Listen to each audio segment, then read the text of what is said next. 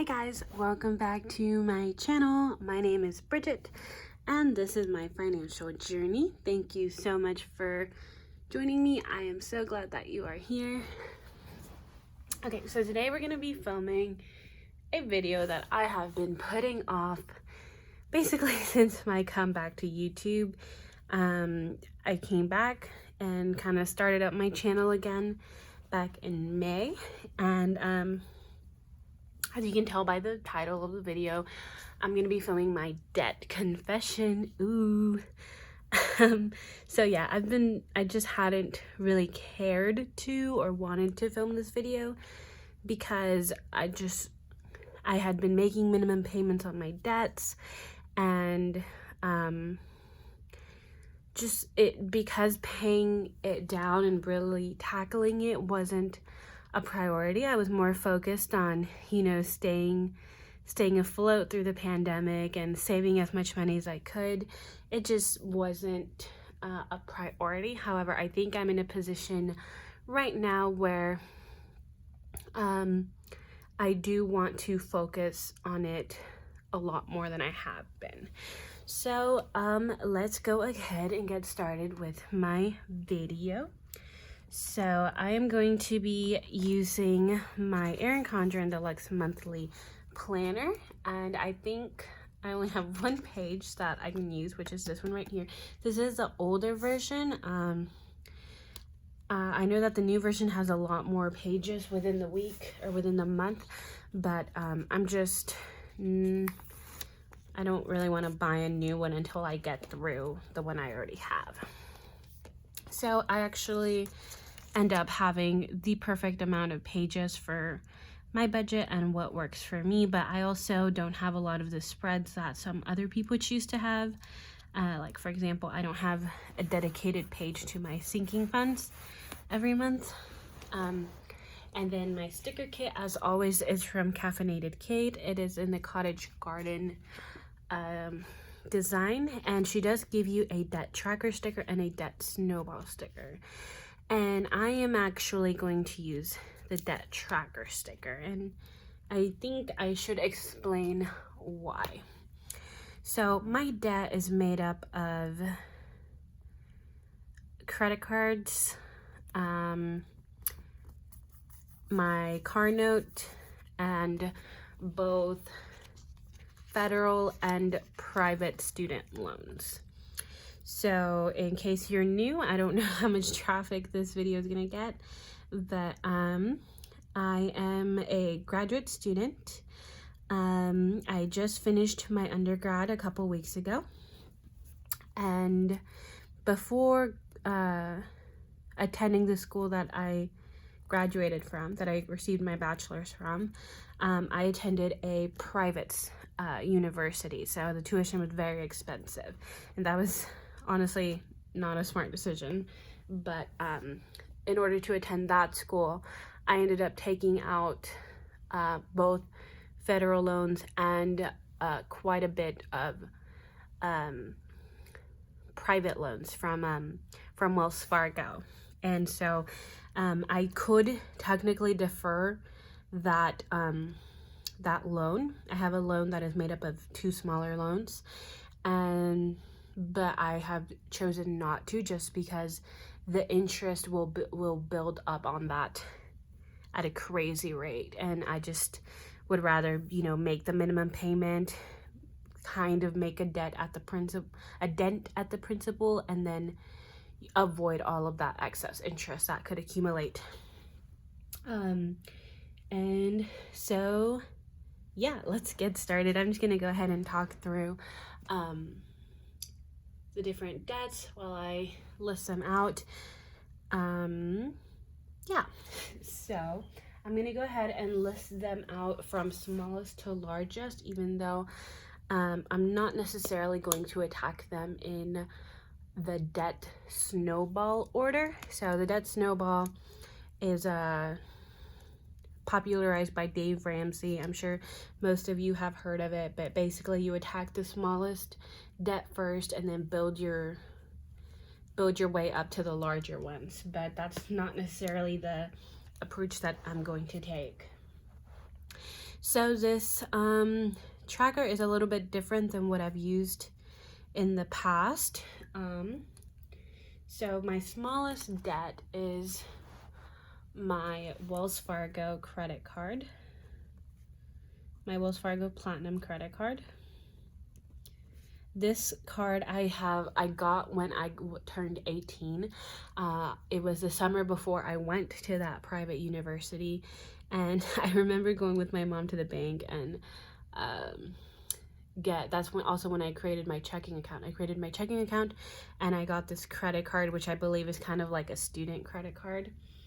But I have paid this off, like I have maxed it out and paid it off maybe like 4 times or something. So I'm definitely ready to pay it off and just never max it out again. So my starting balance on this is $1,364.40, and all of these balances are as of August 1st. So I'm not recording this, today's the 20th, I believe, but I went ahead and checked all of these balances on August 1st. And so the minimum payment for this card is $42 this month. And then it has a spot for additional payment, interest that accumulates, and it gives you your ending balance. So I'm not going to fill this out until the end of the month. And this one is due actually tomorrow on the 21st. Next, I have my Discover card. Again, I've had this one for quite a few years now. Similar situation where I've maxed it out and paid it off. And I believe as of August 1st, this card was maxed out. I think it only has a $2,000 limit on it. And the minimum payment is $54.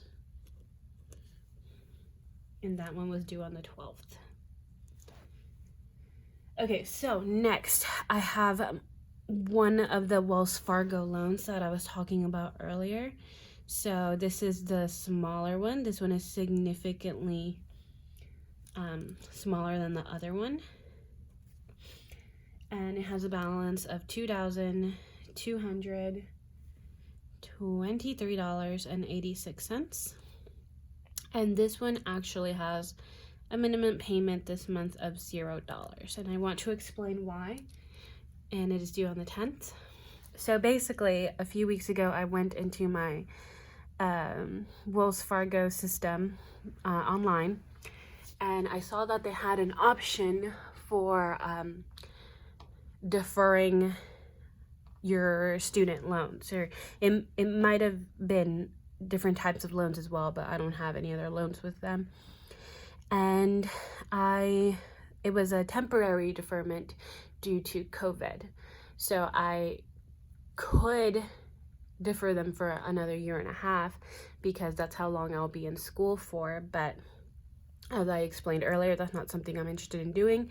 However, I thought that deferring it for 3 months might be a smart decision, because I'm not going to get to the second loan just yet, but that one is about $13,000. And so every month I pay about $280-ish for both loans, and that payment gets split up in between both of the loans.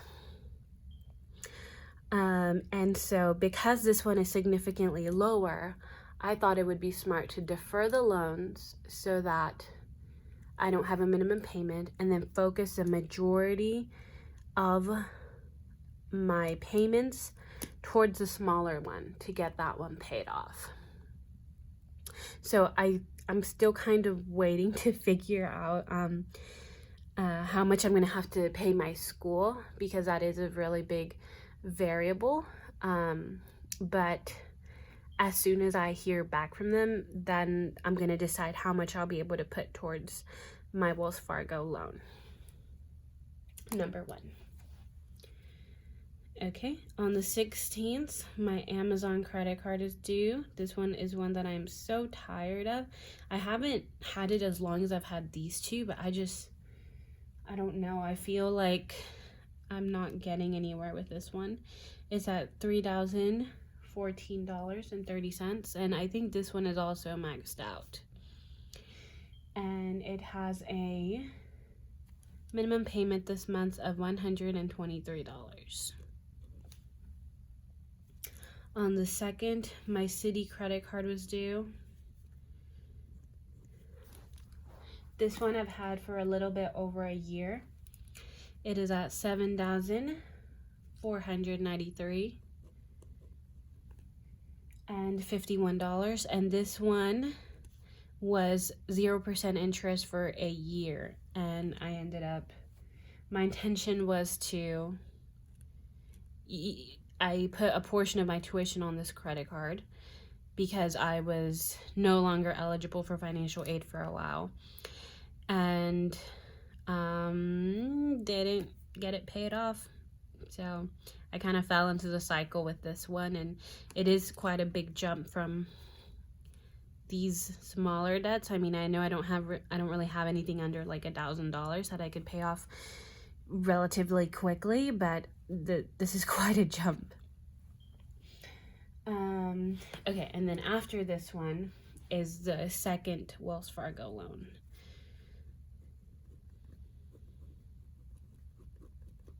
So this one has a balance of $13,028.58.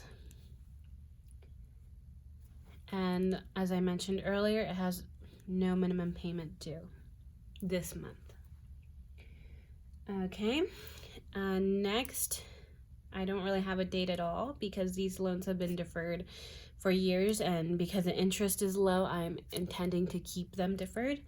These are my federal loans that I manage through my Fed loan, and it's made up of about, I think, 6 smaller loans, but I'm not going to split them up until I get to the point that I am going to pay these off, because I think there's a couple that are only like $1,000 or something like that, but total they are $15,156.61, and no minimum payment on that. And I think I heard through the end of the year, these will not be accumulating interest, so that's good. And then lastly, I have my Nissan car loan. This one has a balance of $16,317.92, and my monthly payment is $302. And that's it. So we're not taking up a full page. I think the list would be longer if, I split up all my student loans. I do have, I think if we look just on my credit card debt, I have probably about $13,000 in credit card debt. But it's only made up of 4 credit cards. I don't have a bunch of small balances, really.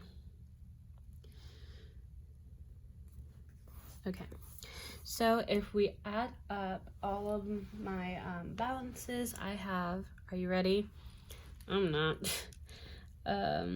My total debt as of August 1st, 2020 is $60,612.60. And my minimum payments, just my obligations, not anything additional, comes out to $633. Which normally, if my Wells Fargo loans weren't deferred, it would come up to like almost $1,000, like $900 and something. Excuse me. Whew, okay, so yeah, this is a number that's kind of been, I haven't really made much progress on it.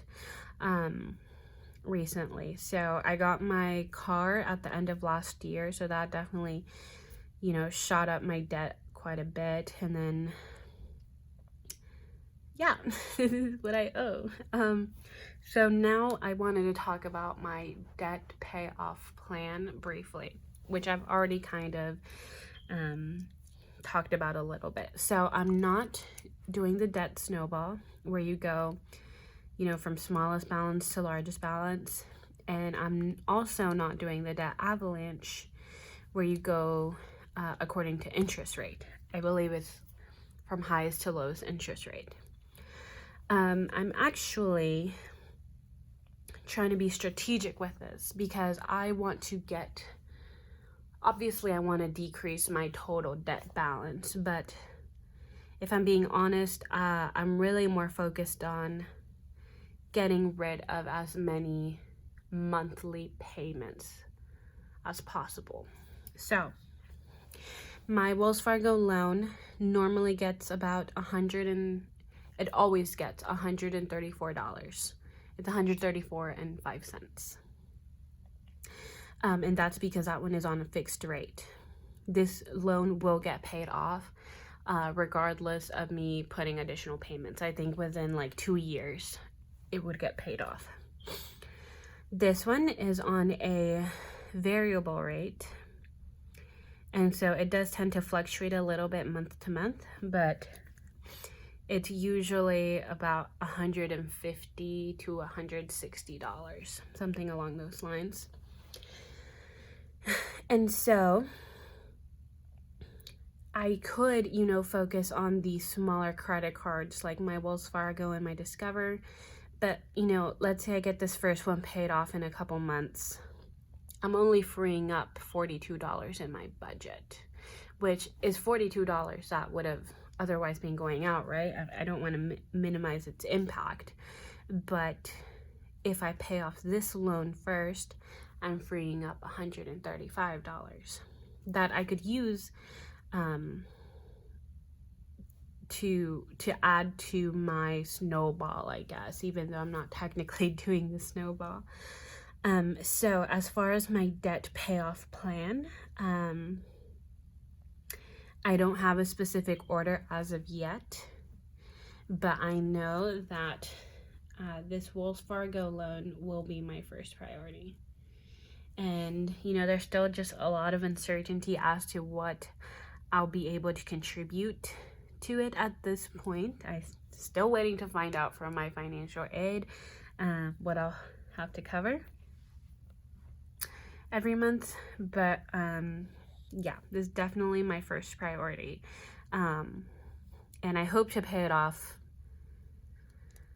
3 months is kind of a long shot, ideally 3 months, but definitely by the end of the year, so that's 5 months. I definitely think I can do it in 5 months. I'm really hoping I can do it in 5 months. Okay, next topic. So I'm still waiting on my financial aid. Right now, all federal loans are at 0%, and they will be at 0% for the rest of the year. Most, if not all, of my credit cards are at 20 to like 25% interest, something crazy like that. It's crazy, but it's also normal, you know? And these Wells Fargo loans, this one is fixed at like 10%. This one varies, but it's been around 8%. So if offered federal loans, I will accept as much as I possibly can. And if that results in me receiving a refund, that refund will go towards this Wells Fargo loan one, because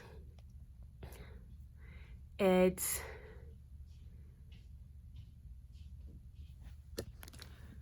okay, sorry about that. My phone kind of freaked out on me for a second.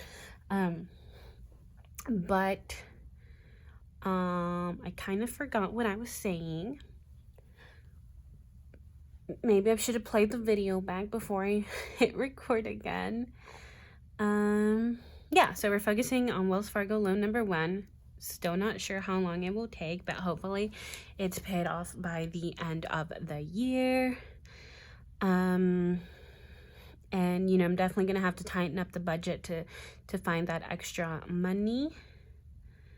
Oh, I remember what I was saying. So if I get offered federal loans from my school, I'm gonna take them. So this balance I am expecting and honestly hoping to increase, just because then I'll be able to pay my tuition, obviously.